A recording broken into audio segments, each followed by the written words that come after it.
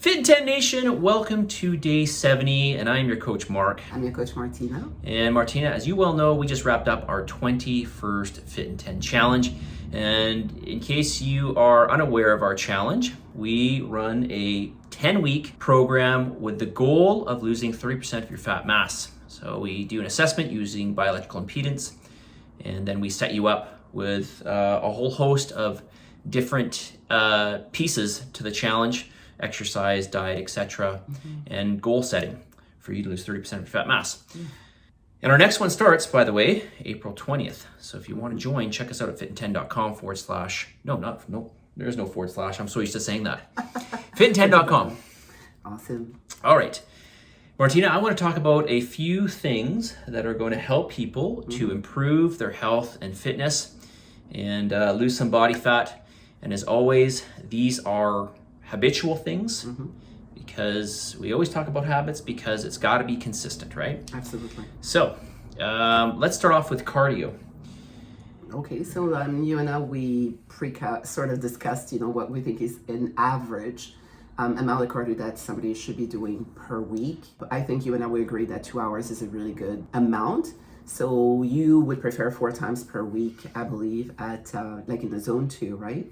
Me, on the other hand, I'm thinking sometimes that 4 times a week it's 4 by 30 minutes. Of course, that could also be 2 by 1 hour, even though there is some health benefits to doing it more often and for a shorter time period, right? So yeah, I think it's reasonable for people to be doing 4 times a week, 30 to 45 minutes in that range, especially with zone 2. Zone 2 being 60 to 70% of your max heart rate, which is basically, we talked about this in the last video, it's you could basically keep a conversation while you're doing your cardio. So this is not going to be too strenuous on the nervous system. It's not going to require too much recovery, as we mentioned.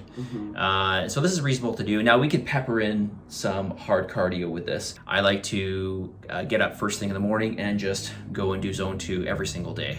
And that just gets my day going and started, and it just gets me to get more steps in.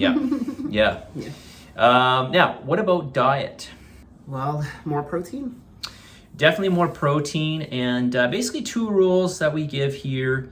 A good source of complete protein every meal, along with other single ingredient foods.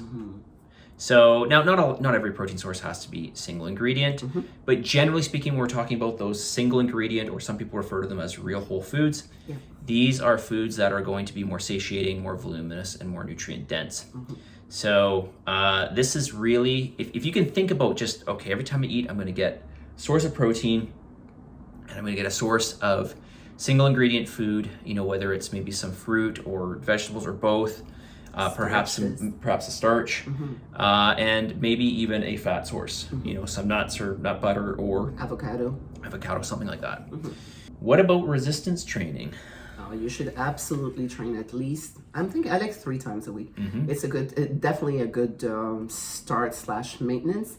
Of course, 4, 5, 6 times is even better, but yeah, I think as just a general prescription for health and changing body composition, even 2 can have enough bearing, depending on where you're coming from and depending on what your expectations are. So, but certainly 3. I think is not a bad... It's a great medium. Yeah, that's a very, very good medium. So 3 1-hour sessions of resistance training per week. And, this could look something like a lower body, upper body, lower body. And you just sort of cycle that as you go through your weeks. And, of course, peppering it throughout the week. So like a Monday, Wednesday, Friday, or a Tuesday, Thursday, Saturday, something Ideally, like that. Yeah. And which brings me to your classes, by the way, right? Your classes run all the time. They never stop. Martina runs online classes, and that's obviously one avenue in our challenge of exercise that people can do. Absolutely. 6 days a week. So if you are interested in Martina's classes, reach out to us at fitin10.com. Now, what about non-exercise activity? Yeah, you have to bring that up. I think that all of us are sitting way too much. So, one of the better ways probably for us to keep track of that is through steps, though, hey? Yeah, definitely steps is probably one of the best ways. But, just getting in, as I think I may have mentioned this in several other videos, anything other than lying down or being seated. It's is already considered neat. yes, Yeah. yeah, And that's you washing dishes, sure, walking around the house, doing things, chores, going Yep. to and from places, walking. laundry, Yeah. anything, cleaning, gardening, whatever. Technically, even just having a conversation that's animated is, is burning a little more energy. All these things add up. People don't think they don't think they do, Oh, they do. but it all adds up at the end of the day. So, You want to bring in that little anecdote about how many calories a person burns, that the type of people, and actually you're one of those people. You never are completely still, right? And you're always like moving. Do you remember, like there's a study that shows that that kind of people can burn up to 800 calories more per day just by just moving their hands and their feet, which I thought 800 calories is incredible. Well, if you're up for 16 hours, okay, we'll just dive into this a little bit. If you're up for 16 hours, that's an average of 50 calories an hour. So if you're moving about enough, 50 calories is not that much. I agree. It's not that much at all. I mean, that you can do that in less than 1,000 steps for sure. I mean, what is that? No, that's probably somewhere around, depending on the size of the person, that's probably somewhere between 1,500 calories. I agree. 1,000 steps. So, well, definitely more than 50 calories, unless you're a really small person. Okay, what about, you know what I'm going to say, alcohol? Yeah, no. Maybe you talk about this topic. So minimal alcohol, and there's so many reasons for this. We know, Martina, that it's actually a class 1 carcinogen. So yeah, it is now, it is largely accepted that it is cancer promoting. Okay, but and can I mention also that up until really recently, the recommendation for minimal alcohol consumption that was considered, let's say, staying on the health side of alcohol was 1 drink per day for women and 2 drinks per day for men. And it was recently changed, I think, as recently as last year, it was changed to 1 to 2 drinks per week. Yeah, well, we already know that what alcohol can do to your sleep. And just sleep alone, it really, really disrupts your sleep. So that alone, but there's so many other reasons. All right, so those are basically 5 key takeaways that we would really try to recommend that you get in on a regular basis. So absolutely. All right, now we put together a list of what we think are 5, not necessarily the most, but we're going to say 5 of some of the most underrated things you can do to help better your lifestyle. So this is both improving your sense of well-being, but also your health and fitness. Yeah. So water? Number 1. Well, I never like to say this. I like to say hydration because I agree. It's not the same. Yeah. So for clarity here, hydration means getting in enough fluid and electrolytes. Okay, and specifically we're talking about sodium, potassium, magnesium, chlorine to a small extent, and maybe some zinc in there as well. I don't think I'm missing anything. Potassium, did I say potassium? You did. Okay. So getting in those electrolytes along with water, that is hydration. If you drink too much water without the salts, you're going to become hypotonic, and you're actually going to get dehydrated because we want that balance between electrolytes and water. So one thing you can do is you can add electrolytes to your water, like ATP Lab Electrolytes XL, which is a really good product. But even if you don't have that, just simply adding some salt to your water can make a big difference. After all, sodium is one of the most excreted. I think it is the most, at least when you sweat. It is the highest excreted electrolyte by a long shot. Sleep?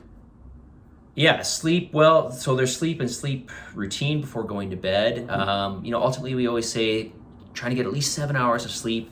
This is going to vary from person to person, and obviously the amount of training they do and other stresses in their life, but somewhere in that 7 to 9 hours of sleep. But in order to get that, you need a good sleep routine, right? Hygiene. So a cold room, a dark cold room, I should say, no blue light, around the last couple hours before bed. And really having a settling type routine, like reading or doing something that's going to bring your mind down, right? Just settle you and become more relaxed. Number 3, getting out and moving. So get out and move. So walking is underrated. And yeah, I think so for sure. And especially getting out, if you have the ability to do this, if there's a park nearby or somewhere where you can just get in touch with nature, I think that's going to be even better, even much better, and get some light too. Number 4, a gratitude list. Making gratitude list every day, just writing down 5 things that you are thankful for. Doing this on a regular basis, or excuse me, doing this on a daily basis, I should say. Listen, there are some points here that when I look at them, I'm like, these are things that I know I could definitely implement, that I don't do, that I have done, that do make a difference. And it's just a matter of getting in the habit and doing it, right? Making these things a habit, because they do make a big difference. I agree. And then finally, having a good community, family, friends, and those who are supportive of your goals. This is really, really important as well. Having a healthy mind is going to get you to be more active. Being more active is going to get you into a healthy mind. So they both sort of play off each other. They do. Right? All right, Martine, let's get to the message of the day here. And I'm going to read this one out because it's a long one, and I know how much you love the long ones. This is a reminder to you, especially you, that along the road to success, you can expect bumps, hurdles, mini failures, falls, whatever you want to call them. Just moments where you feel like you want to give up. This is normal whenever you're working towards something. It's expected, in fact. So a lot of people, they actually term it a different way. You want to chase failure. You want to have these failures. If you're not hitting failure, then you're really not trying hard enough. So for anybody in our challenge who, and this has happened many times with people who do our challenge over and over again, and they get better and better and better as they go, never, ever give up, right? That's correct. It sounds a bit cheesy or a bit trite, but really, this is what is most important. You've got to keep trying. If you feel like you've fallen or whatever, you just got to analyze what it is, where you need to go. Maybe we need to take a couple of steps back in terms of what we're taking on, but ultimately we need to keep forging ahead to some degree, right? Yeah. Positive energy, positive vibes, believe in yourself, and for the love of God, give some gratitude. And we will talk to you all in a couple of weeks, but my shorts are still going up, so pay attention to those.